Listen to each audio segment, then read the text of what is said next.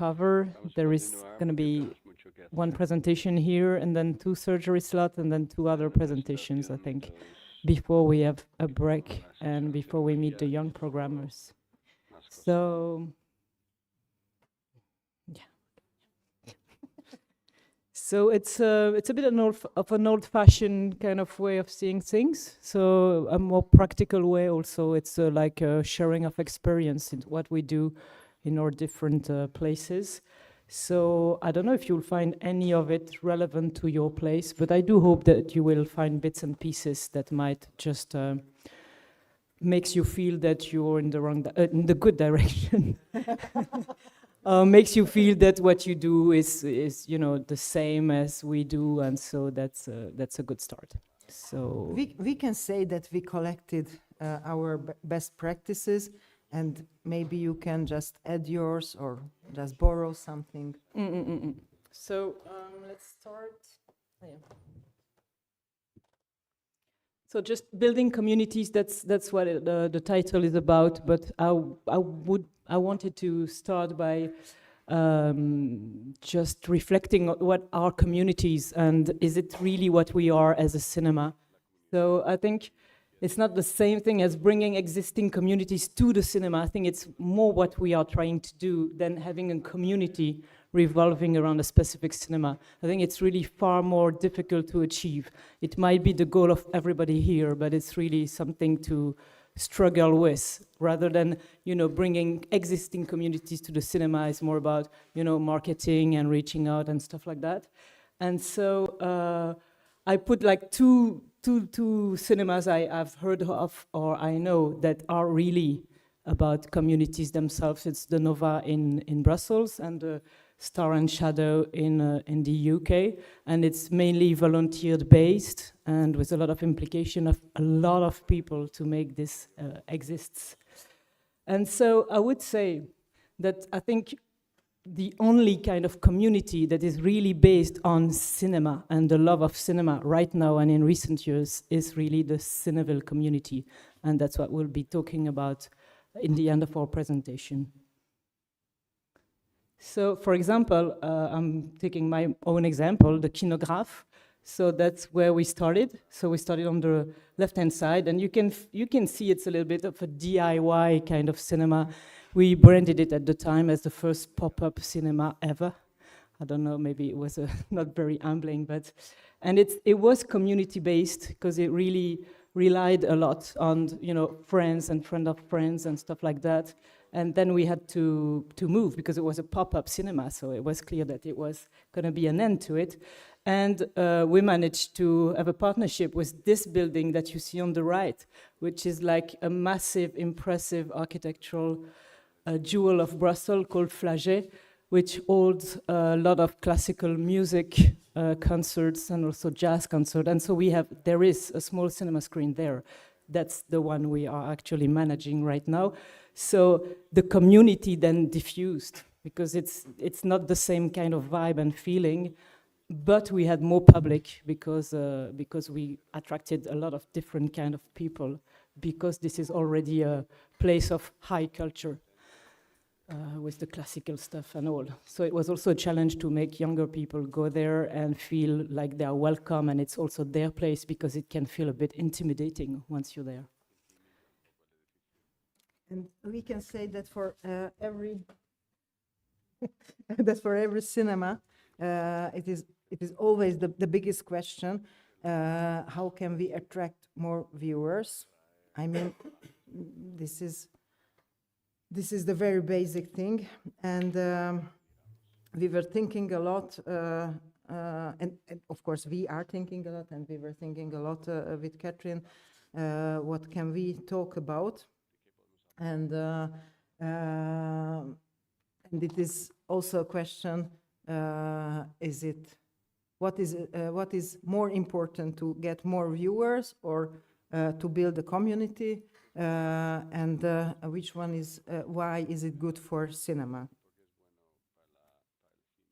Okay. So our first idea was that we can build on existing communities, like all the programs what we have in the cinemas. It doesn't matter if it is rented or we have or we made these programs, but there are these communities who we aim to these programs. And we made some examples.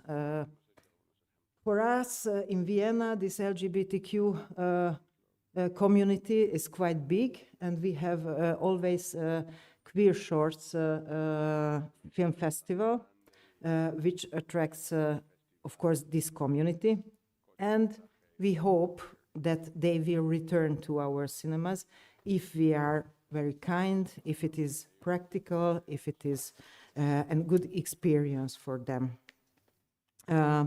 Then, which is still in progress, I talk with immigrants communities because of my language is, of course, Hungarian, and SBK, BSK, I don't know, you know it, what it is, because I didn't, but it is Serbian, Bosnian, Croatian community. It is called SBK, BSK in Austria. So I talked with them, and we could agree that we can have some screenings with them, and it can be like screenings from the films which are very well visited in their motherland, or another kind of art forms like readings, like book presentations. It can be anything. Then we have some thematical projects with organizations, plus, of course, with talks. We have an organization who wants to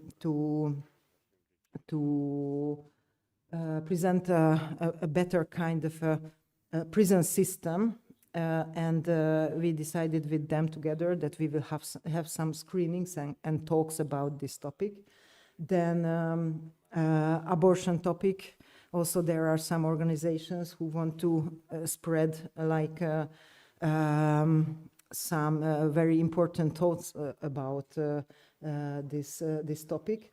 And we have our own festival, this Teha festival. This is This Human World Film Festival.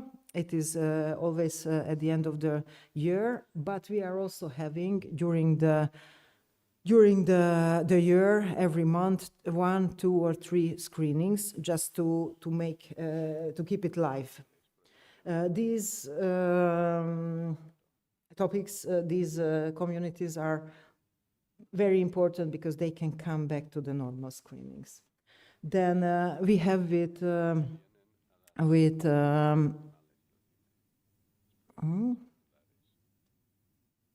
so what is CineONU? Just a moment. United Nations, sorry. United Nations is having screenings at our cinemas once in a month. It is for free, and it is always full. So they are also coming back. And there is one very hot topic thing that we are having porn film festival and porn nights. Sorry? Okay. It's big in Brussels as well. There is a Brussels Porn Film Festival. It is very controversial, I can say, even for us. But it is a big community, and I even wrote down, because I can't remember, these are also short films, and we are having BDSM, queer, fun-porn shorts, dark temptations, experimental, hentai, and political. You can Google it.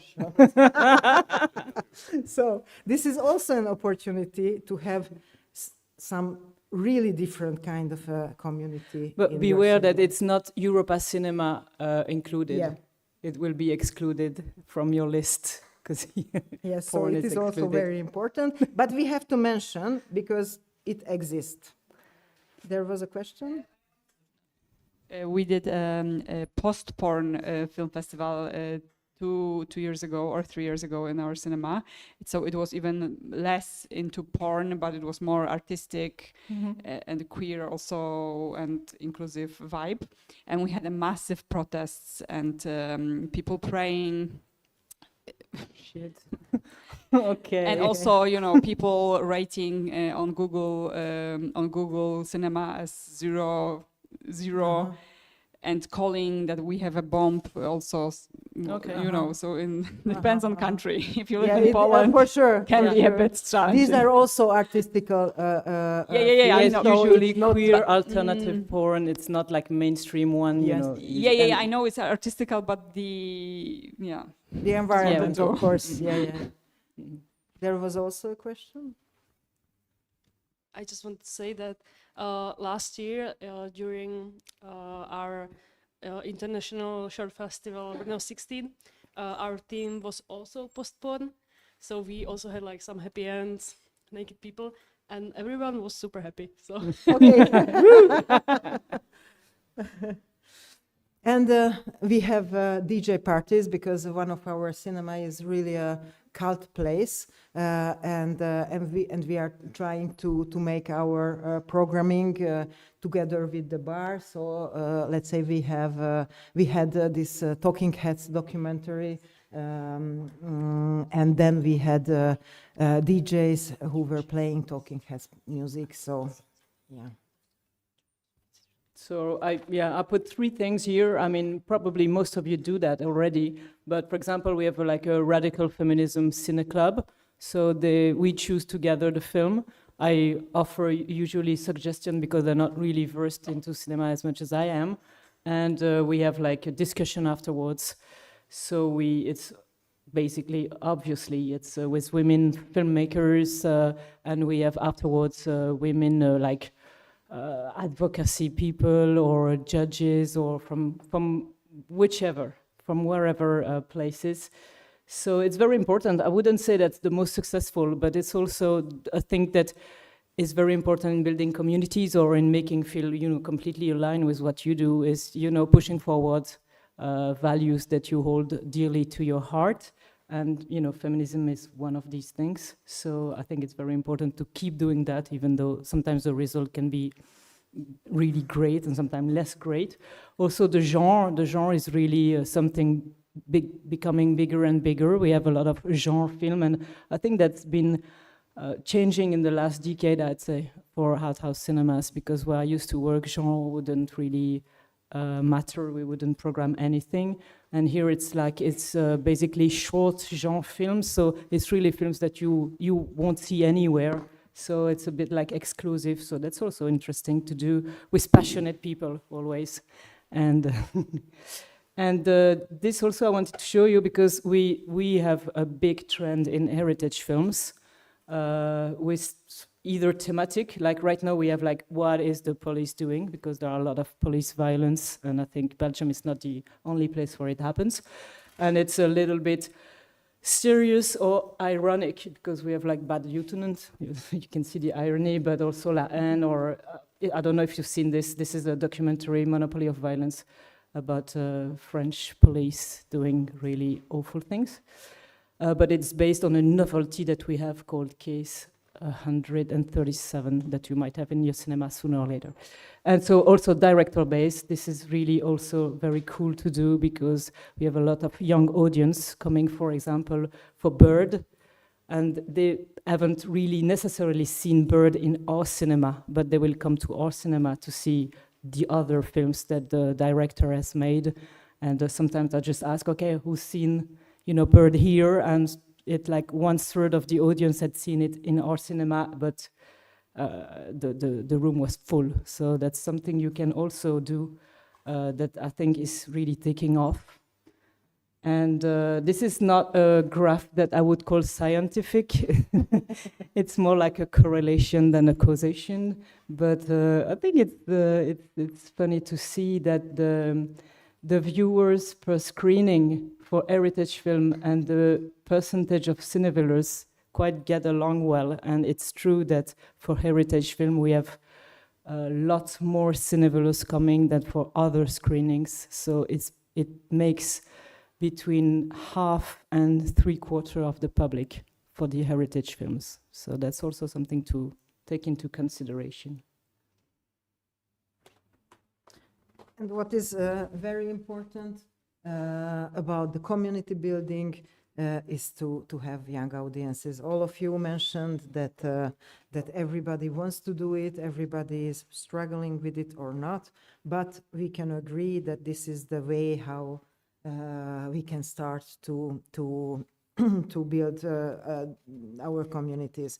I will try to shorten, I think. Yeah, sure, okay. We didn't have in our cinemas before I came young audience programs, so I thought that I should start with it, and then I have found the CTI project, and it was a very good start to build this young audience community with this project, but I don't want to tell you more because I will talk about it tomorrow. In Budapest, we had a big school. I can't say that school educational program because it was not an educational program, but a big school program. It is called Sulimozi. It is school cinema, but in a cooler way. So if you want to make school programs, I think that you don't have to make it very professionally. If you just want to start it, just go ahead, because we had one colleague who is also a film critic, and the schools could have with him a talk, not educating talk, but he was of course very into the films. So, and as you see, yearly there are 250 screenings and with 140 institutions and with 1,700 of children. And there is a big chance that they will come back. And there is a big chance that without this program, they couldn't hear anything about art house cinemas. Yeah, that's true. So we have the same, but I'll skip that part because I think everybody knows. What's really interesting about the Écran Large, so that's the French-speaking part of Belgium with the school program, is that they have really a cool website where teachers have like, they can just log in and then they can just select a film they want to see with the class, and it gives a list of all the cinema showing it with the schedule, and they can just pick it up. And then the cinema receives like a mail saying, okay, you've been booked, kind of. And so that's fairly easy, and we don't have to do much actually to get a nice audience with school programs. And they developed also pedagogical tools that are really interesting for the teacher to come, even though the teacher doesn't really have any knowledge of a situation or of a particular topic. The file given to them beforehand will help them to have a really nice discussion with the pupils later on without feeling like they are stupid or they don't know anything about the subject. You are making this educational material? No, but I used to work where it was made, so I know quite a bit of it. It's a regional, yeah, so it's for French speakers.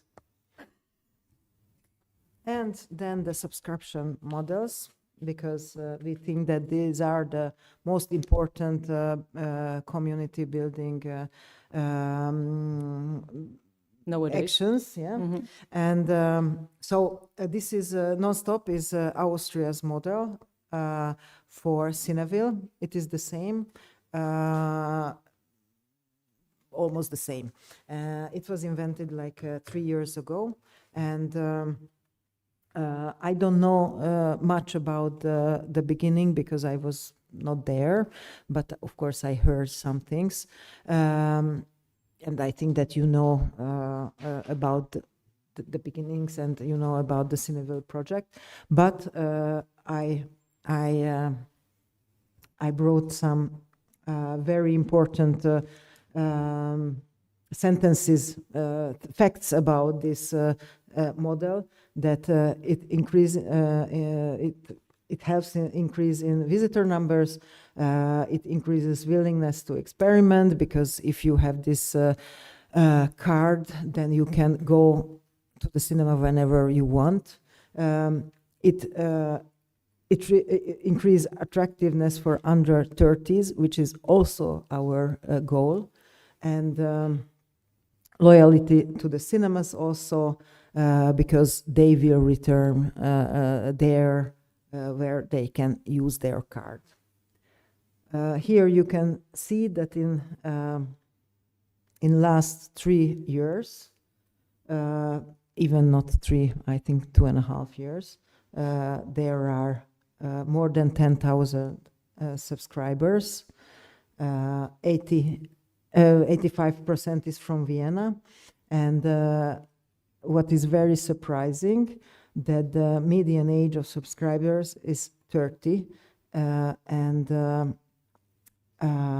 monthly average is 2.4 visits per month.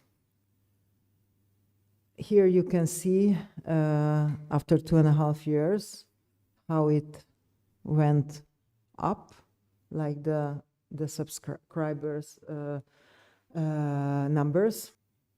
Just to understand, because I can't read. Okay, yeah, Right- yes, sorry, I right left it line. like, yes, the right is like what was expected, and the blue is what is the Current situation. Yes, current Real situation, thank you, yeah. And how much cost for 1 year or for 1 month?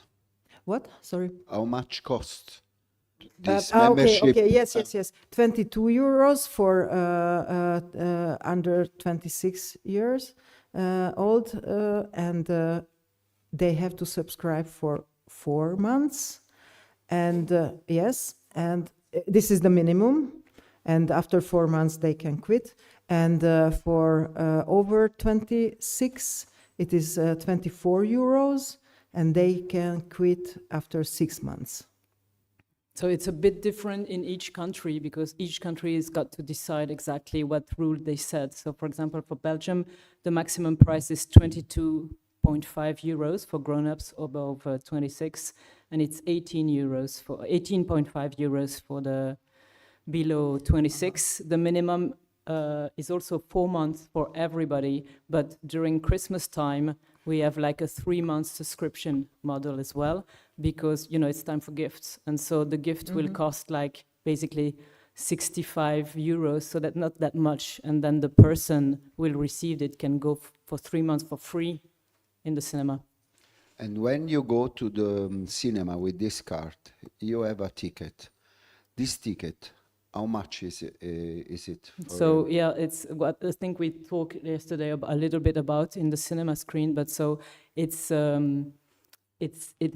can always change. So it can adapt to the ticket price that you have. That is the maximum of your ticket price. For example, in Belgium, it's about 2/3 of your maximum ticket price. It's going to be the Cineville ticket that you will receive as a cinema. So meaning in Brussels, it's 7.5 euros each time a person with the abonnement, with the subscription model, goes to your place and get a ticket. You will receive 7.5 euros, because our, you know, the highest rate is 10 euros in our cinema, and in the other cinemas in Brussels it's a bit above that 10 euro threshold, so it's 7.5. But I know in the French-speaking part it's a little bit lower, because prices are a bit lower, and well, so it depends, and you can adapt if things are going very well or very poorly. For example, you could actually lower the ticketing if you think the model is in danger, but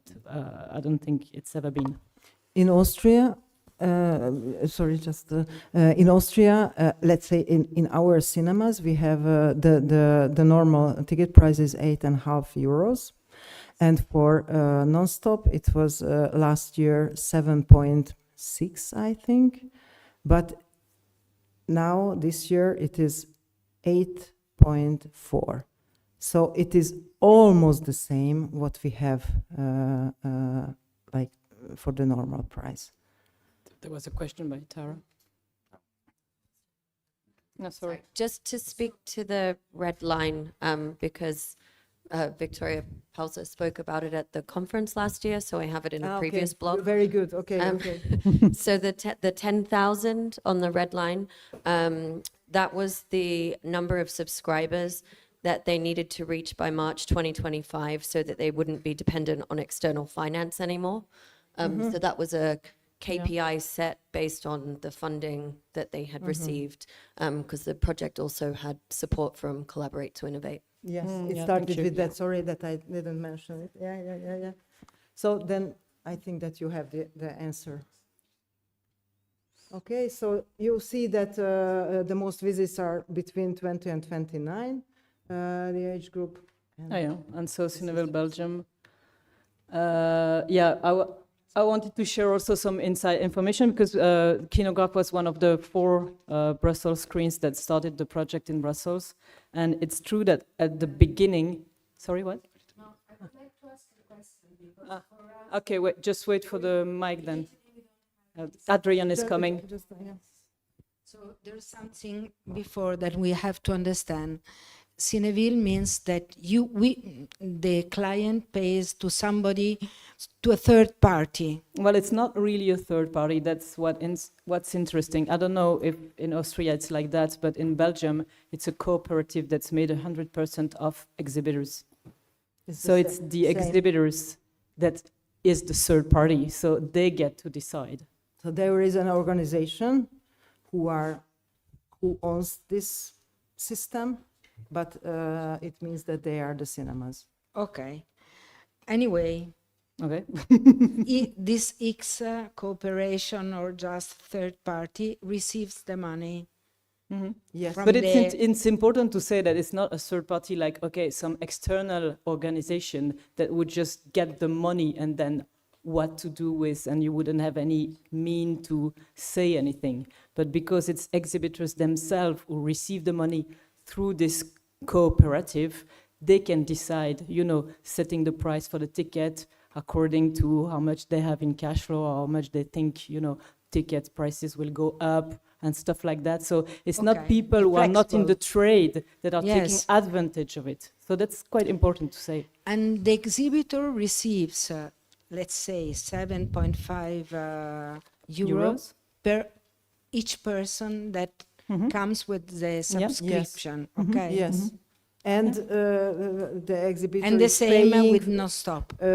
yes, it's the same with non-stop. And the exhibitor is paying from this income the percentage, the normal percentage Yes. to the distributor, Yeah. like from other tickets. So yeah, that's what I said. The cinema themselves makes 100% of the board, and there are always discussion on how to grow and if we have to grow and stuff like that. And I think it's really beneficial for, of course, for exhibitors, but also for distributors and for diversity of films, because nowadays distributors, they know they have like a minimum kind of number of entries that they can count on according to the type of film they are going to release. And in Belgium, it's a very small market. And so that means that at some point, for example, in the 2000s, we saw less and less French films, for example, because they didn't make it to like a beneficial kind of minimum for the distributors. So they wouldn't dare, they wouldn't dare buying it. And nowadays, I'm not talking about French films in particular, but for, niche films or a bit demanding films, they wouldn't have bought them. And nowadays they are thinking it through again, because for some of them, from some of these titles, they can say, okay, we can make it work because we know there will be this Cineville audience that will be coming to the cinema, and they are the subscriptors. So they will probably, if we think the film is good, they will probably think highly of the film and recommend it to their friends and stuff like that. So it's quite of a virtue circle, if you might say so. And so, for example, in Brussels, the numbers are less in the French-speaking part and the Flemish part, but it's at least 1 in 3 tickets is a Cineville one. So that was one of the points.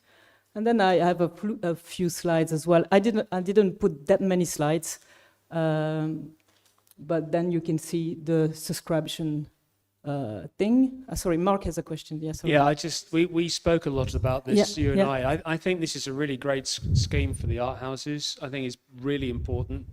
And the fact that it's a cooperative, for me, was a really big deal. I think that's an important point you made. The other thing that we talked about was retention rate. Because any sort of subscription program, it's one of its key metrics is how long people stay on the program, how many people drop off, how many people renew. Yeah.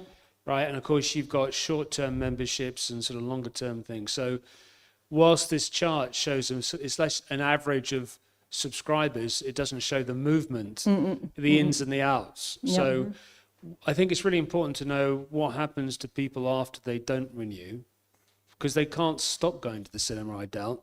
Yeah. But those sort of things would be very interesting, because then if you could double your active membership base, it'll be huge.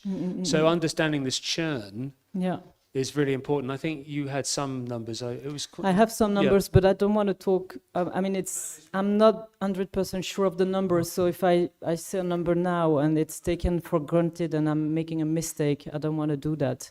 But it is true that the retention rate, I think, is quite good. But there are also people just, buying 4 months and then, quitting. And then the next year they're doing the same because maybe they don't have the money to do annually subscription or whatever, for whatever reason. But still, I mean, they're there and they're engaging at some part of the year. Yeah, we noticed with our Cineville members that in summer it's going down a lot. So a lot of members stop their subscription in June and then just renew it before our film festival. They renew it, and then for us it's a really big advantage. Our film festival is also connected with Cineville, and then all Cineville members can buy 10 tickets for the festival maximum. So that's for us a really nice income as well. And another thing, a big advantage for us are a small advantage, but it's nice that in summer some periods Cineville members can take a +1. Yeah, for we have free. that too. Yeah. And then the cinema gets the money for the +1, and that's just on cost of Cineville. But that's a way of finding new audiences as well. So that's people that normally don't visit your cinema a lot, but then can come for free with a Cineville member. So I like that a lot as well about it.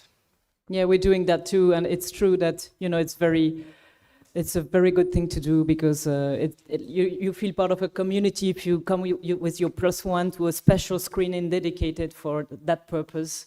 And usually the numbers are really good when you do this. And it's approximately once every month or every 2 months, but not always in the same cinemas, so that there is like a turnaround. And also festivals are included, many festivals are included in Austria, and there are like merchandise, I think, also like presence during the summer, who is buying during the summer, so some motivation for that. Okay, I just add a small comment. I'm going to be a bad guy for a second. Yeah, you told me that already. Yeah, Don't worry. I dislike Cineville, and I will make a short conclusion why. First of all, I dislike the highly capitalistic approach it has. I don't think it is like a art cinema thing, but that's not important here. The second part is first of all, it starts cannibalizing your own audience, like your main audience first. Then it relies on the 2020 rule to be over 3, which means 2020 rule is 20 minutes, 20 kilometers. You need to have 3 art house cinemas in this area for it to have a probability of working. Then the numbers didn't make sense. When the first time it was presented, I wanted to check the numbers. They didn't allow me to check the numbers, so I kind of forced my way into the numbers. I did the check at the growth rate they said, at how much of the new customers it did, And when I removed the Cineville from the equation, I just made my own calculations of what's the normal growth of the cinemas. And then after reinventing Cineville, nothing happened. It's exactly the same. And I got your point, and yeah, I can't say you're wrong or I can't say I'm right. Yeah, because I and don't that's- really know. and- But what's important is that I'm actually seeing results. And you're saying that, like for example, we've been increasing our audience from 15% each year for 2 years, and it's true that you can't say it's mainly Cineville or only Cineville, or maybe it doesn't play any role. But I wouldn't take this as a possibility either, that it takes no role at all, because I can see with my own eyes how it's happening, how it's shaping the community, and how it is new audience because of the age. Also, the fact that it's young people, I know it's a new audience that wouldn't have come here in the first place. I'm sure about it. This is Yeah, 100% sure. Yeah. I'm not really trying to argue like, the community building sure is there, it connects cinemas. That is all true. Like the next part for me was adding the third party to the, customer relationship. You need to start selling Cineville. You have to tell them where to go. Instead of telling, go to my homepage, now you have to go to some other homepage. And because it relies on the same principles as like Netflix subscriptions or gym subscriptions, it needs, in order for it to be good, we need to sell it to people that actually don't go to cinemas. Because the moment... Not don't go, but they go less often than others. They don't go but they pay. We have to have an average. Yep, That is true. and the average is 2.4. So, for example, if I do a great job at selling this model breaks immediately. So if I find people who want to go to cinemas, the model breaks down. So that was the issue for me. Because the fact is that in the Netherlands, it's been going on for more than 15 years now, and the model hasn't broken yet. This is the reason that there are some time in the year when you approach the three the 3 visits per month per visitor, and it is true that if you go above it, then you might have a problem, but it compensates with the months that are below the average. Yeah, but who are the people who are compensating? At this some is point my issue. I mean, I'm really interested in going deep into this, but I think we already very late. And this is why I wanted to make a quick conclusion. The people who are paying for it and not going to cinemas are the ones who like the ideas. So these are parents who are buying those for their kids that are in universities and in high schools. And these are older people.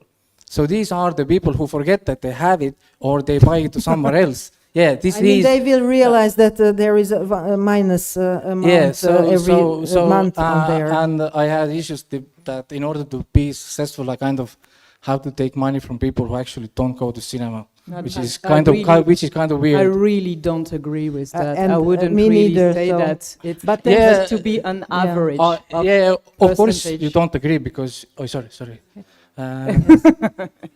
And thanks for your opinion, but we also have some numbers, and I mean this is our. Let's. I mean, we can actually go through it for an hour, and it's not a third party. It's made by exhibitors for exhibitors. So, I suppose everybody's read it. And that's the community-based part of it. So I'm just going through very quickly. It's visit behavior. So they are more frequent, more spontaneous. It's a community and it's a youth-led movement. And I think it's very important when I heard all of you guys that wanted to rejuvenate their audience. So it's 68% of members under 35 years in Austria and Belgium. And it's 45 in the Netherlands. So that's okay. That's it. I had more data, but I think we're already out of schedule. And it's also we also have a really nice way to see exactly where we are at Cineville. So I can log in to the website of Cineville and see, how many subscribers went to which precise screening of which films, and I can compare it with the other Cineville members, for example. So that's also very useful for data. So thank you very much.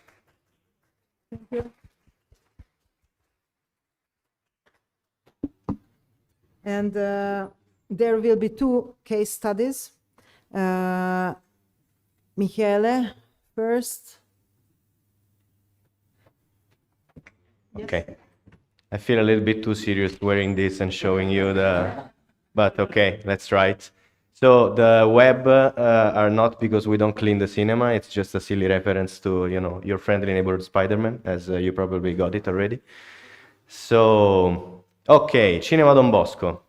Cinema Don Bosco is the case study we are talking about today. It's the cinema I work in. It was established in 1963. It's a second-run cinema, which means that, well, you know what it means, probably. But we chose that to be able to have a more affordable ticket policy for all the neighborhood to come, because it's a peripheral area, so we like to invite all the families. And, in Rome, some movie theaters cost a lot, and you have to spend like 60 euros to bring your family and buy popcorn, and we don't like that, don't want that. And also people from the neighborhood wait for us to do the movies they want to do because they're affectionate. So we're not afraid of the competition in that sense. We have a lot of volunteers of all ages, but we try to keep up, with the recent technology. So we have a 4K projector and a 7.1 Dolby Surround, which means that you have kind of a nostalgic atmosphere when you come to our cinema. This is the reason why I quoted the Nuovo Cinema Paradiso. I think everybody got the quote. But we like to have a quality projection, okay, for everybody. So we stay updated. And we had 65,000 tickets in 24-25 season. Yay, yoo-hoo! And this was, of course, because of our work as a community. So we try to, maybe let me finish this one, then I'll take the question. So we try to bring every group in the cinema. We try to stay close to the neighborhood, and we try to create an identity based on this, okay? It's 500 seats, just one screen, okay? So we have 3 screenings per day and 4 days a week, 4 days a week. So, vision, we're not inclusive, we are open. That is something that I really care about, because, when we talk about inclusivity, I think there's some kind of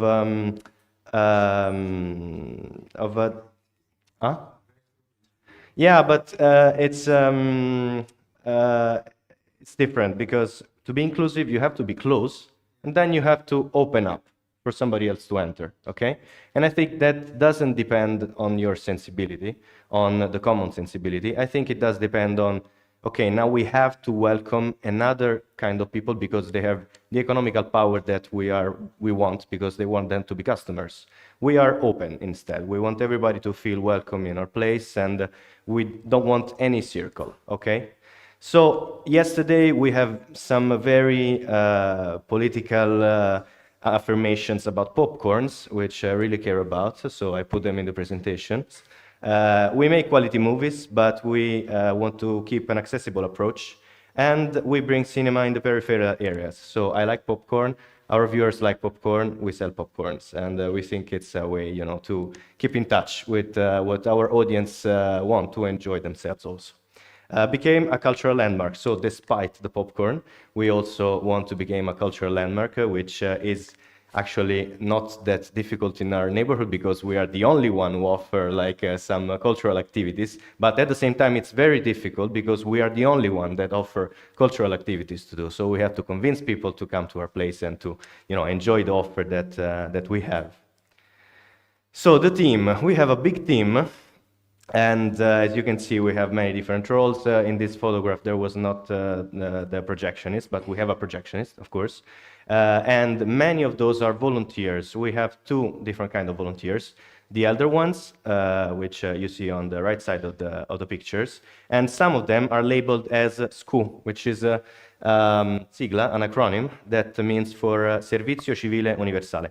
It's a form of volunteering in Italy. I think it exists in many other countries in Europe, in France, in Germany. I looked it up, and you have some equivalent form of volunteering. And this allows us to have some young volunteers which is good per se because they're young. They give some fresh atmosphere to the theater.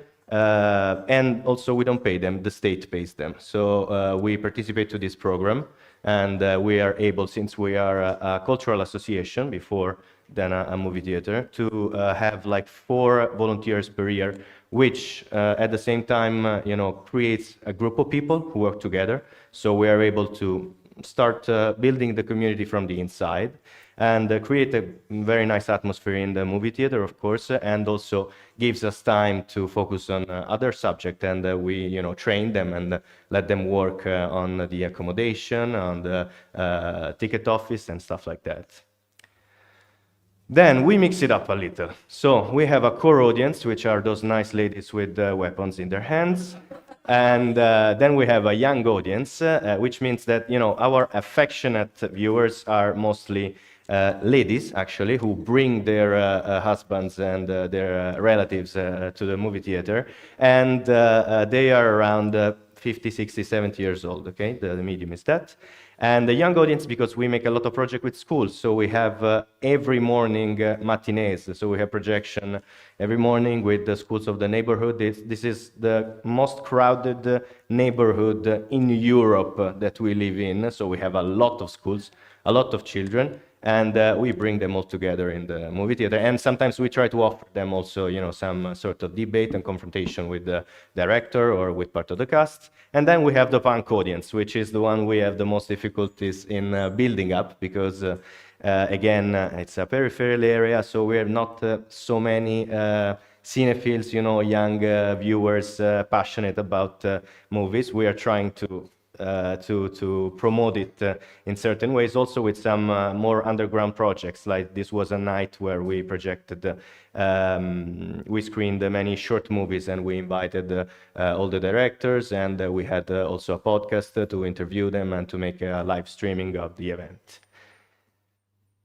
Then our comfort zone is well represented by this event that we had. This event was with a really famous Italian actor and director, which is Luca Zingaretti. He's a man who stayed in public television for like 30 years, okay, with the same role in a soap opera. So everybody loves it, and everyone came to the cinema. It was a mess, actually, to just try and direct people in the screening room, and the tickets were finished, so we had to send some people away. There was a big fight about this, but it was a huge event, and it was perfectly in our comfort zone. And then we have this other example of events that we're trying to promote. This was a very experimental documentary, and the person you see on the ground is the female director of the documentary, and she promotes her movies like this. She just takes picture of herself laying on the ground, like under some cars or behind the Colosseum in iconic places in Rome. And we said, okay, let's do this. Let's try and see what happens with this kind of communication. And we do this, of course, to try to differentiate the public. And the night was very nice. It was a very different public than the one we have usually. We had a lot of beers laying around, on the street behind the movie theater, because many of them came with beers to the show. And we have a very nice debate after that with many young people, which is not our core audience again. So we're very happy when we can make something dedicated to them. And then we have the events. So this is, I don't know if many of you know him, but this is Nanni Moretti, a very famous Italian director, and he won some of those prizes, like in Venice, in Cannes, and in Berlin, and he was without his left shoe on our stage. So this happened because, when we host these directors, we try to create like a horizontal relation with them and with the public. Like, we don't like to have stars in our cinema. We like to have hosts, which means that people don't come to our cinema to take photos and to take selfies with these famous directors or famous actors, but they come to our cinema to have an honest discussion with them, which is the way we like it, okay? So in this occasion, for instance, Nanni Moretti made a movie many years ago, which is called Bianca. And in that movie, he said that he really hated the sabot, you know, the kind of shoe, the sabot. So a person from the audience told him, but do you still hate sabot? Because since I saw your movie, I can't wear them anymore. And he said, yeah, I hate them, but now the shoes are even worse. So he put out his shoes and explained why it is worse today than it was in the 80s. And usually he's a very formal person. When you invite him, he's a little bit, you know, uptight and stuff like that. So we really like that we can create the atmosphere also for those hosts to be a little bit more informal, to have a little bit more fun with our audience. Then we do a lot of activities. This is another thing that I think brings the idea of the community at the center of what we do on a daily basis, because we have a space underneath the cinema where we are able to perform music shows and music lessons. We are able to perform, to have a photography laboratory, theater laboratory, and also we make a lot of projects with schools. So since we have all these matinee, since we have all this activity with schools and these screenings with schools, we took part in a big Italian public fundings for project with elementary schools and middle schools, and we won it, luckily, but also because we were good at it. And so the whole past year we had this huge project with schools. We went there, and in the classrooms we had a conversation with the kids, the frontal lessons and practical lessons. It was very fun, and also we brought them to the cinema, of course, because we made them passionate about it. We discovered that kids are really fluent in the cinematic language, but they don't know the grammar, and they're very eager to do so, because, you know, they speak perfectly the language, they don't know the rules of it. So it's very cool to have confrontation with them and to see how passionate they are about discovering how cinema works, how its language works. And then we have a community. So I think to build one, you have to be one. So we have been growing as a community through the years because of some precise choices we have made, like to have younger people inside the permanent staff, to continue with our schools, Servizio Civile Universale, so volunteering services we implement in the cinema. And in doing so, we created a core community inside the movie theater. After we do that, I think it's possible to work and to enlarge your community also to your viewers. But if you don't have like shared values between your co-workers and a shared mission, and also if you are not friends, that is why we have Buzz Lightyear and Woody here, because you got a friend in me. And in this case, you are able, you know, to build the skeleton, the structure of your community, and then to enlarge it and propose it also outside of the walls of your movie theater and to your viewers. That was all. Yeah, sure.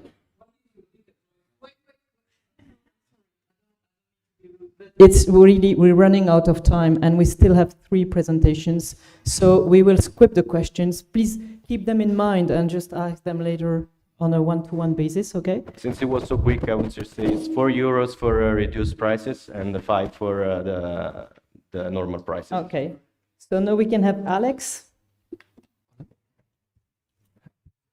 Hello. Yes, I will try.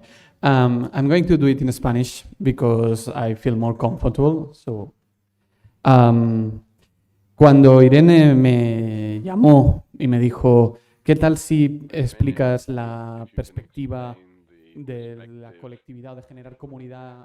Of the collective experience of creating this. I thought we didn't do anything to create community. But we don't do anything specifically thinking about it, but reflecting on it, we actually do a lot of things, but they're natural things. So that's the origin and of our cinema. The current president has been for 20 years. He's been head of the cinema. We were born from a popular movement, born from a grassroots movement. Here you can see some photos from 2005, which is the classical cinema closed due to bankruptcy. Didn't have new audiences, and the residents of the town said, that was the last cinema we had in the town. That can't be. There are 45,000 people here. And it was quite an important cinema movement. We couldn't have that. There were protests, a lot of people got together, and they managed to get the city council, town council, to buy the property and lend it to the association, made up by residents. And these are people who never managed a cinema before. We're talking about 35mm film. None of us had ever used that kind of machine before. So the neighbors bought the property, the projectors, the property belonged to the town council, and they let us use it. They lent it to us, but all the equipment inside it was bought by donations. And this movement still exists today. Opening the doors, if you come in, and this constant movement of people opening the doors every weekend, Friday, Saturday, Sunday. It's a totally different cinema. It's a reference in Catalonia for the defense of culture, of the language, and of having cinema as an association, something as a collective experience. Since that was our roots, I thought we didn't do anything really to create a community, but it's because we were a community from the very beginning. But thinking about it, I thought about 5 things that we actually do, and I thought maybe it'll be interesting for you in your cinemas, because you do similar things. But if I move to any European city, there are things that I'd like to have in a cinema. The first is to understand cinema as a collective experience. The difference between the streaming platforms, internet, and watching a movie at home is that cinema is a collective experience. You're not alone. Well, maybe it depends on what the film is. Sometimes that might happen, but in general, it's a collective experience. And what's important, our philosophy is, it's not important what you're going to watch, but who you're going to watch it with. There's a film about a guy who stole a bus from the Barcelona City Council, who stole a bus and drove it to his suburb because the Barcelona City Council said his suburb was too far away, and he stole the bus and drove it to the suburb to show the city council. So this is kind of a bit of our philosophy here. Our town is like marginal on the outskirts of Barcelona. It's a working class town. The town with more members of trade unions in the whole of Spain, and that kind of collective cooperation is the idea that gave us, that is behind our cinema, right?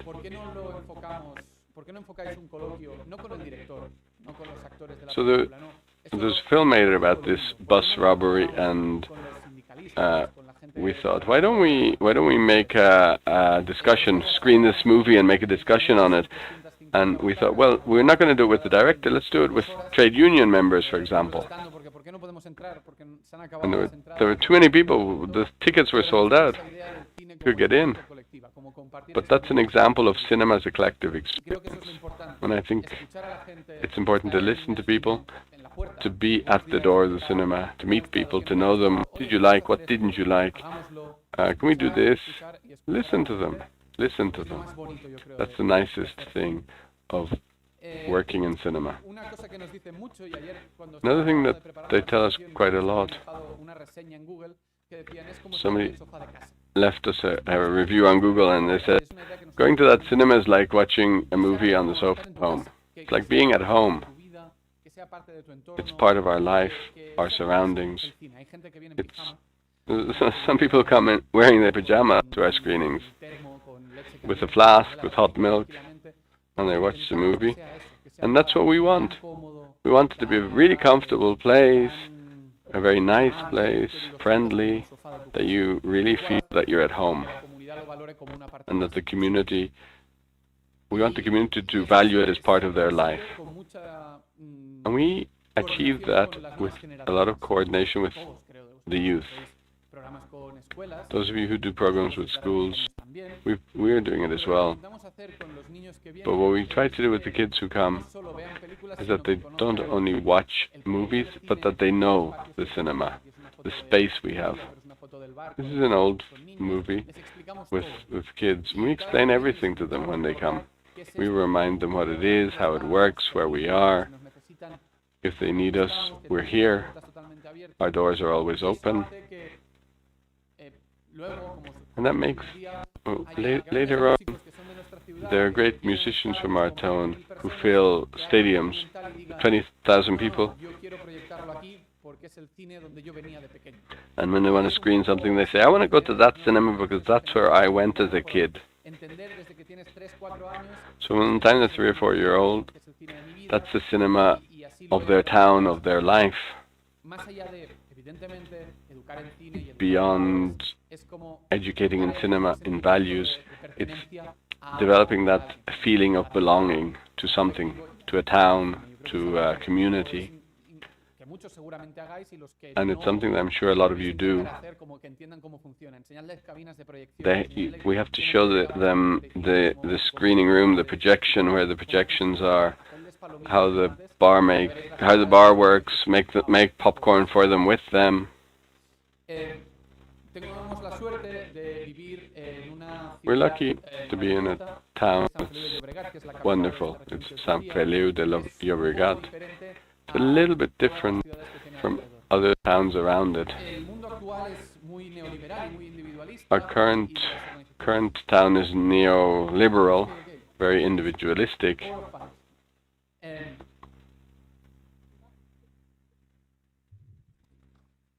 Can you lower the sound of the mic because we have trouble hearing the translation actually? I don't know if you've had that. Sí, mejor así. Vale, gracias. Perdone. Es parte del alma de Cineflagey. It's part of the soul of Cineflagey. There's a lot of people participating. This photo here, our fireworks, was organized by volunteers, and they organized one of the most spectacular fireworks shows. There are like 50,000 people in the town, and 10 or 15,000 of them are linked to these community movements, and the cinema is part of that movement.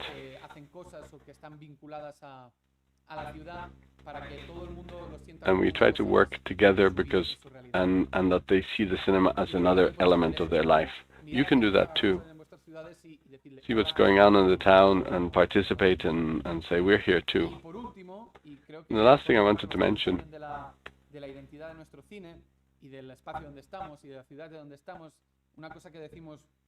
one of the things we say a lot in Catalonia is the shared struggles.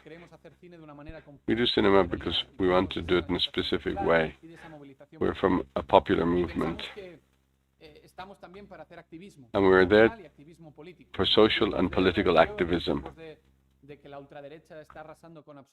We see here the far right is growing, and we're here to resist things like that. It has to be open to everybody who wants to generate that type of debate and activism. We do cultural cycles.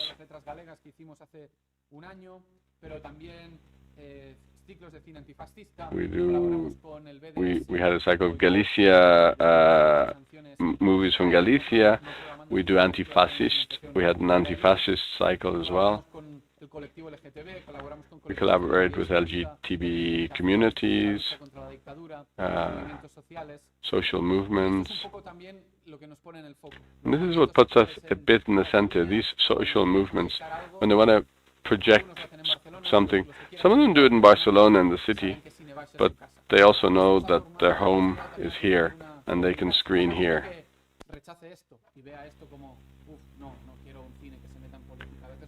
Some people reject it and they say, no, I don't want a cinema that is involved in politics.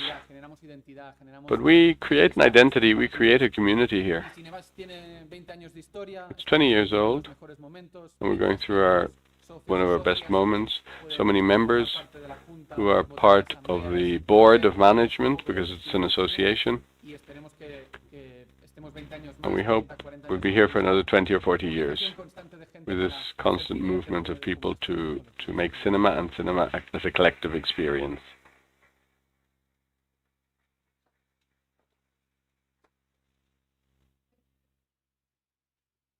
Let's move on to the third person, Zorana.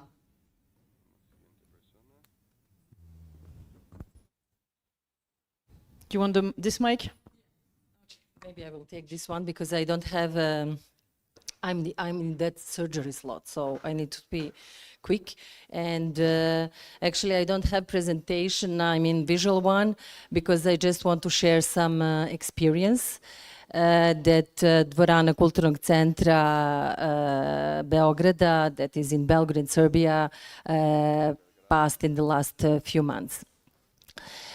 Before that, I just wanted to mention you one film that I saw last night. It's an Argentinian film, La noche está marchando ya, and actually is speaking about the cinema. So I would suggest to everybody, I mean, who didn't get yesterday to chance to see it, to actually try to see it.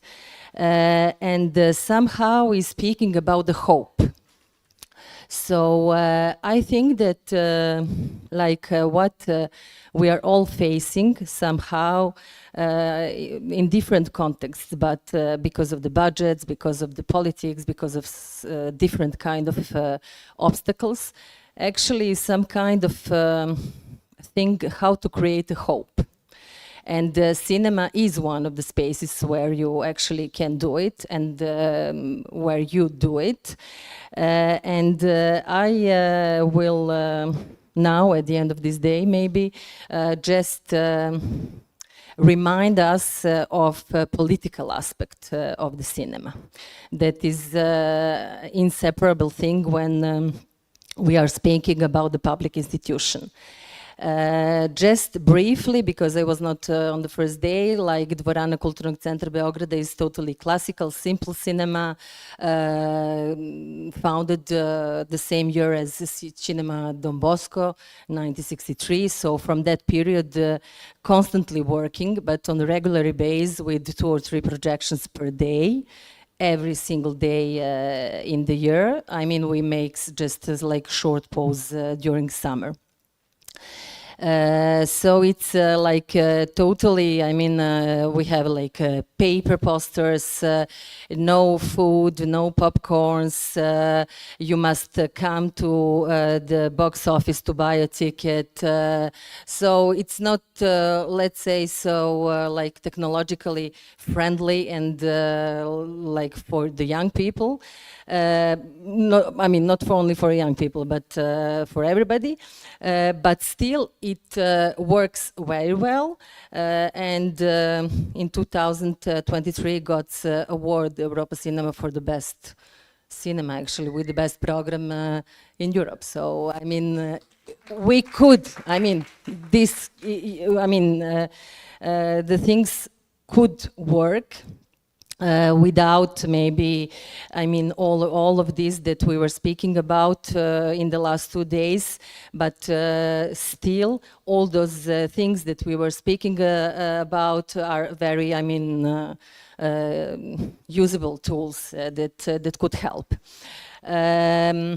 What I have a strong feeling is actually that also democracy is facing some kind of struggle, and that sometimes all of us feel like powerless and cynical, and we don't know what to do. Serbia is a really specific case, and I mean, I just wanted to underline the local context that on which we must calculate all the time. So we went through the wars, we lost the country, we lost the war, we lost the fight against emancipation of the natural riches. So I mean, we really like touch the bottom of the bottom. So what happened last year in Novi Sad on the 1st November is that canopy on the train station collapsed and 60 persons were dead. That totally spontaneously, but as I told you, I mean, we touched the bottom of the everything, so it was some kind of existential reasons provoked student protests and student blockades that last, I mean, they last still. I don't know, I mean, how much do you know about it, because also Europe is quite quiet about what is going on, but usually, I mean, when something like that political is going on, I mean, no matter in which country, I mean, the news are not so spreading around so easily. So right now, for example, the students from all parts of the Serbia are walking, but literally walking to Novi Sad, where tomorrow will be some kind of anniversary and the great big manifestations, that actually were provoked by that event. Then symbolically was a sign that we are living in, I mean, in a deep corruption, and that we can not find a way out by just trying to accept the things, but that we need to change, really like change. What does it mean? It means that we need to be brave.